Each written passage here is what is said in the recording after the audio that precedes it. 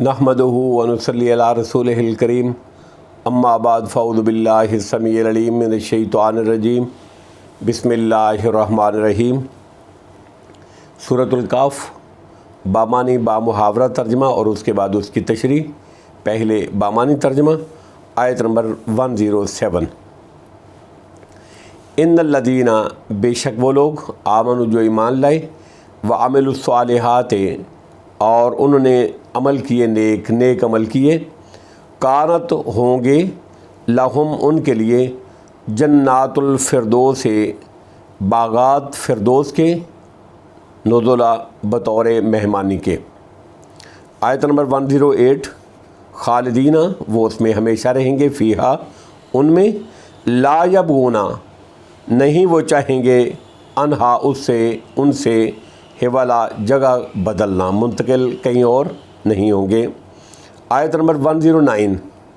कुल, ए नबी अकरम सल्लल्लाहु ताला अलैहि वसल्लम, फरमा दीजिए, लौ काना, अगर हो जाए, लौ कानल बाहरो, अगर हो जाए समुंदर का पानी, मिदादन लिकालिमात रब्बी, मिदादन रोशनाई, स्याही, लिकालिमात रब्बी, मेरे रब की बातों को लिखने के लिए, लनाफिदल बाहरो, तो यकीनन ख़त्म हो जाएगा समुंदर, काबला इससे पहले कि के तनफदा ख़त्म होंगे, कलिमातो बातें, कलिमात, रब्बी मेरे रब की, वलऊ अगरचे, जिना हम ले आएँ, बेमिसल ही, इसकी मिसल और समुंदर, एक और समुंदर, जिसने समुंदर जितने हैं इनके बराबर और समुंदर ले आएँ, मिदादा बतौर मदद। आयत नंबर 110।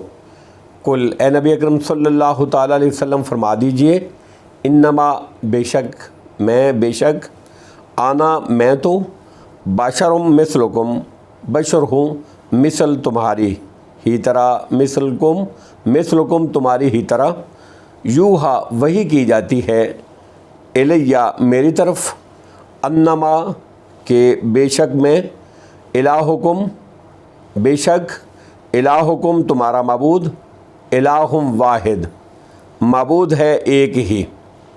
फमन, पस जो शख्स, कान यरजू उम्मीद रखता है, लिका रब ही, अपने रब से मुलाकात की, फलयामल, तो चाहिए कि वो अमल करे, अमलन सालिहम, अमल साला नेक अमल, वला युशरिक, और ना वो शरीक ठहराएँ, बे इबादत रब ही, अपने रब की इबादत में, आखदा किसी को भी। अब मुहावरा तर्जमा और उसकी तशरीह। आयत नंबर 107। इन्नल्लज़ीना आमनु व अमिलुस्सालिहात, बेशक जो लोग ईमान लाए और उन्होंने नेक अमाल किए, कानत लहुम जन्नातुल फिरदौस नुज़ुला, अल्लाह फरमाते हैं उनके लिए बतौर मेहमानी जन्नतुल फिरदौस है, फिरदौस के बागात हैं। फिरदौस, अल फिरदौस जन्नत का ये सबसे आला दर्जा है। ये सही बुखारी की हदीस नंबर 7423 है। इसीलिए नबी अकरम सल्लल्लाहु ताला अलैहि वसल्लम ने इरशाद फरमाया कि जब भी तुम अल्लाह से जन्नत के बारे में सवाल करो, जन्नत का सवाल करो, तो जन्नतुल फिरदौस का सवाल करो, अल फिरदौस का सवाल करो, इसलिए कि वो जन्नत का आला और औसत हिस्सा है और वहीं से जन्नत की नहरें फूटती हैं। आयत नंबर 108। खालिदीना फ़ीहा ला यबगूना अनहा हिवाला, इस हाल में कि वो उनमें हमेशा मुकीम होंगे, हमेशा रहेंगे, वहाँ से जगह बदलना नहीं चाहेंगे। यानी अहले जन्नत और उसकी नेमतों से कभी ना उकताएंगे, ना बेदार होंगे कि वो इसके अलावा किसी और, ना ये ख्वाहिश करेंगे कि जन्नत के अलावा किसी और जगह मुंतकिल होने की ख्वाहिश ज़ाहिर करेंगे। आयत नंबर 109।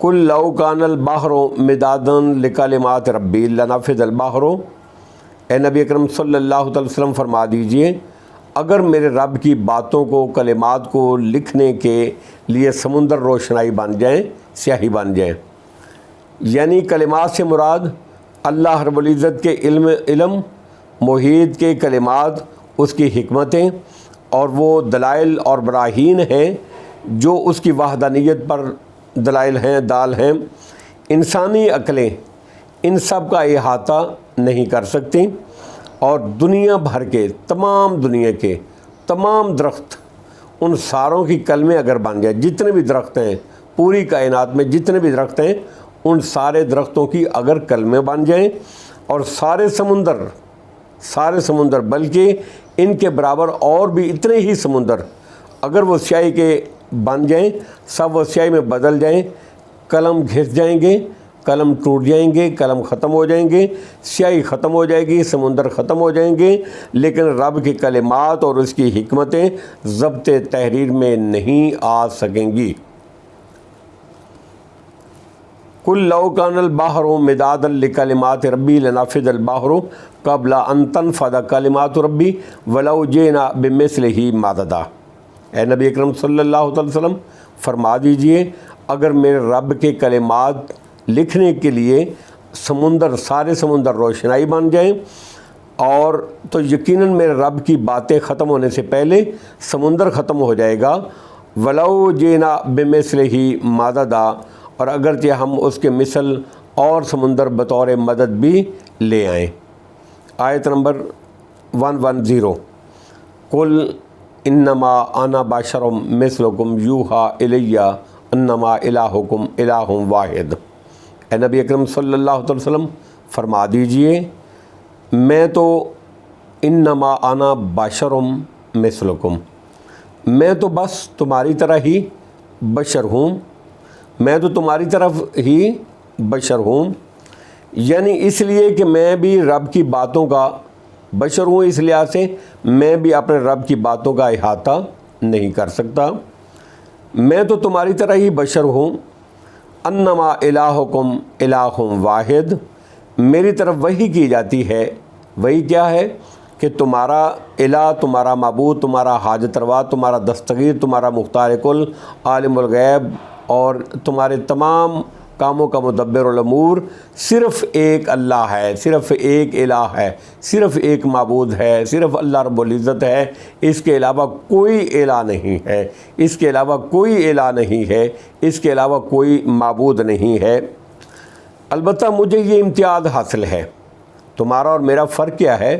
مجھے یہ امتیاز حاصل ہے کہ میرے اوپر وحی الہی آتی ہے، مجھے اللہ نے رسول نبی پیغمبر بنایا ہے، آپ نہیں ہیں، میرے اوپر وحی آتی ہے، اس لیے وحی کی بدولت میں نے اصحاب کہف اور ذوالقرنین کے متعلق اللہ کی طرف سے نازل کردہ وہ باتیں بیان کی ہیں جن پر مرور ایام کی دبیر تمہیں پڑی ہوئی تھی یا ان کی حقیقت افسانوں میں گم ہو گئی تھی۔ اس کے علاوہ اس وحی میں سب سے اہم حکم یہ دیا گیا ہے کہ تم سب کا معبود صرف ایک ہے، اس کا نام اللہ رب العزت ہے۔ فمن کان یرجو لقاء ربہ، پھر جو بندہ، جو شخص اپنے رب کی ملاقات کی امید رکھتا ہے، جو یہ چاہتا ہے کہ میں اپنے رب سے ملاقات کروں، میرا اللہ ہے، میں اس سے ملوں، اس سے ملاقات کروں، تو اس کو کیا کرنا چاہیے؟ فَلْيَعْمَلْ عَمَلًا صَالِحًا، تو وہ نیک عمل کرے، نیک عمل کرے، نیک عمل کرے، ولا یشرک، نیک عمل کرے، صالح عمل کرے، یعنی عمل صالح وہ ہیں، عمل صالح وہ نیک عمل کون سے ہیں؟ نیک عمل وہ ہیں، عمل صالح وہ ہیں جو سنت کے مطابق ہوں گے، جو نبی اکرم صلی اللہ علیہ وسلم نے ہمیں بتائے ہیں، جو قرآن میں ہیں، یہ نیک عمل ہیں۔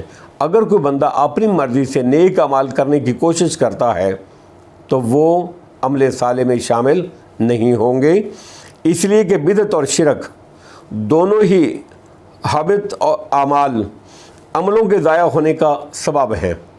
اللہ رب العزت ان دونوں سے ہر مسلمان کو محفوظ رکھے۔ عمل صالح وہ ہیں جو سنت کے مطابق ہوں گے، جس کے اوپر رسول اللہ صلی اللہ علیہ وسلم کی سنت اور حدیث کے مطابق ہوں گے وہ نیک اعمال ہوں گے، اس کے علاوہ باقی کوئی عمل نہیں ہوگے۔ قرآن مجید اور حدیث کے مطابق جو ہوں گے وہ نیک اعمال ہوں گے۔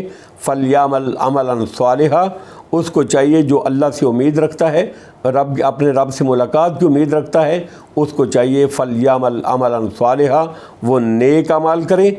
اور آگے فرمایا وَلَا يُشْرِكْ بِعِبَادَةِ رَبِّهِ أَحَدًا، یعنی سنت اور حدیث، سنت اور قرآن، حدیث اور قرآن، قرآن اور حدیث، قرآن اور حدیث، قرآن اور حدیث۔ فرمایا کہ جو نیک اعمال ہیں وہ سنت کے مطابق ہوں گے، جو بھی نیک عمل ہوں گے وہ سنت کے مطابق ہوں گے۔ اور پھر آگے فرمایا کہ وَلَا يُشْرِكْ بِعِبَادَةِ رَبِّهِ أَحَدًا، اور وہ اپنے رب کی عبادت میں کسی کو بھی شریک نہیں ٹھہرائے گا، اپنے رب کی، اللہ کی توحید میں، اللہ کی ذات میں، صفات میں، وحدانیت میں، عبادات میں کسی کو شریک نہیں کرے گا۔ واللہ اعلم بالصواب، وآخر دعوانا الحمدللہ رب العالمین۔